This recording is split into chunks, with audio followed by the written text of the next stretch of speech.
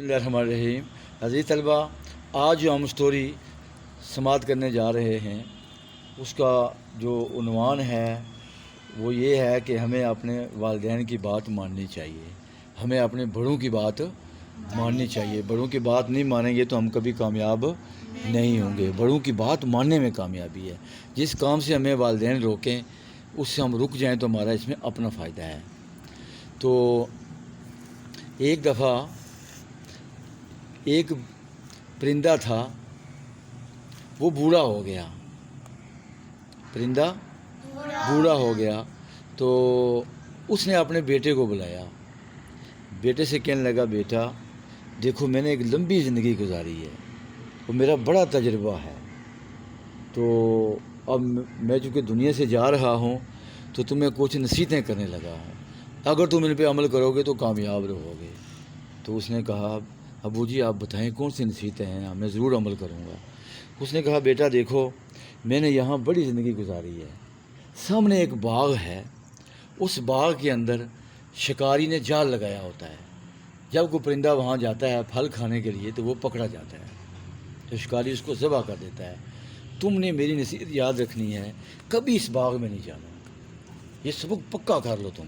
बाग में नहीं जाऊँगा, फल नहीं खाऊंगा, बाग में नहीं जाऊँगा, क्या कहा उसने, बाग में नहीं जाऊंगा, फल नहीं खाऊंगा, बाग में नहीं जाऊँगा, फल नहीं खाऊंगा। अब करते करते क्या हुआ, अब्बा जान फोत हो गए, वो वालिद साहब उसके फोत हो गए। अब वक्त गुजरता गया गुजरता गया गुजरता गया, तो कुछ दिनों के बाद ना उसे उस बाग की याद आई कि मेरे अब्बू ने मुझे मना किया था इस बाग में नहीं जाना। तो मैं चेक करता हूँ कि मेरे अब्बू ने मुझे क्यों मना किया था।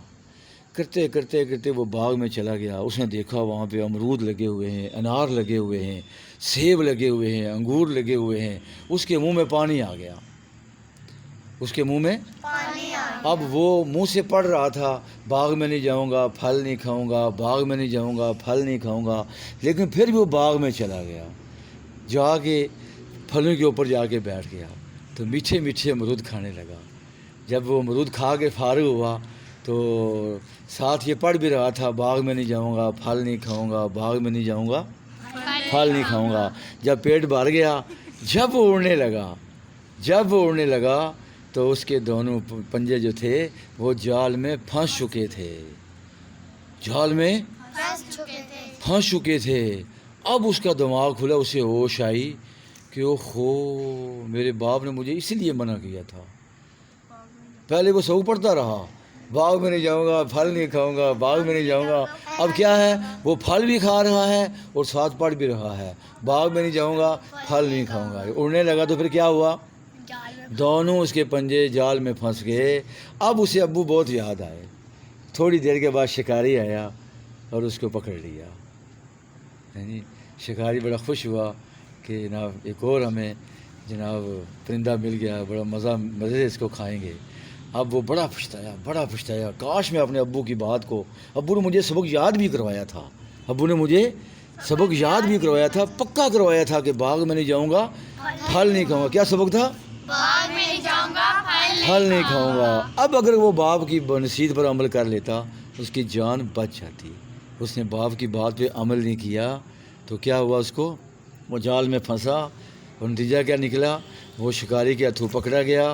फिर शिकारी ने उसके साथ क्या सलूक किया फिर तो उसी को पता है ना। तो पता ये चला कि हमें जिस काम से वालिदैन रोकते हैं उसमें हमारा फ़ायदा होता है। तो जो काम हमें वालिदैन करने का हुक्म दें हमें वो करना चाहिए, और जिससे रोकें हमें वो काम उससे रुक जाना चाहिए, वो काम नहीं। जिससे हमें वालिदैन रोकें वो काम हमें नहीं करना चाहिए। कौन सा काम करना चाहिए, अच्छे काम। काम। चूँकि वालिदैन जो काम बताते हैं वो अच्छे काम होते हैं। तो नतीजा ये निकला कि जो अपने बड़ों की बात नहीं मानता, वो उस परिंदे की तरह ज़ीलो ख्वार होता है, वो उस परिंदे की तरह, और आखिर जान से भी हाथ धोने पड़ते हैं। तो ज़िंदगी में कभी वालिदैन की नाफरमानी नहीं करनी चाहिए, वालिदैन की नाफरमानी नहीं करनी चाहिए। फ़ीमानिल्लाह। अस्सलामु अलैकुम वरहमतुल्लाहि वबरकातुहू। कैसी कहानी लगी आपको, बहुत अच्छी। आइंदा बाग में जाओगे, नहीं, चलो अब्बू की नाफरमानी करोगे, नहीं, अम्मी की नाफरमानी करोगे, नहीं, उस्ताद की नाफरमानी करोगे, नहीं। نہیں، اس بات کو پلے باندھ لو. فی امان اللہ. السلام علیکم. آج ہماری تیسری کہانی ہے. یہ ہماری سٹوریز جو ہماری پلے لسٹ ہے اس کے اندر تیسری کہانی یہ موجود ہے. فی امان اللہ. السلام علیکم.